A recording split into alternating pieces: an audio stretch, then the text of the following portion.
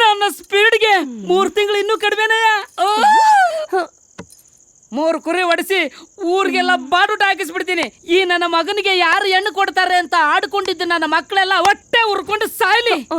ಏನ್ ಈ ಪಾಟಿ ಖುಷಿ ಪಡ್ತೀರಾ? ಖುಷಿ ಆಗಲ್ವಾ ಚಿನ್ನ? ಮತ್ ಇದೇ ಮಾತಿನ ನಮ್ಮ ಅಪ್ಪ ಹಿಂಗ್ ಹೇಳಿದಕ್ ನಾಯಿ ಕೊಡ್ದಂಗ್ ಕೊಡ್ತಿದ್ದ. ಯಾವಾಗ? ಹೋದ್ ವರ್ಷ.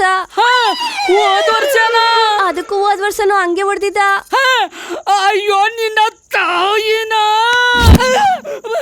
ಅಯ್ಯೋ ನಾ ಏನು ಗತಿ ಮಾಡೋ ಯವ್ವ. ಇವಳಪ್ಪ ಒಂದೇ ಮಾತಿಗೆ ಇವಳನ್ನ ಮದ್ವೆ ಮಾಡ್ಕೊಟ್ಟಾಗ್ಲಿ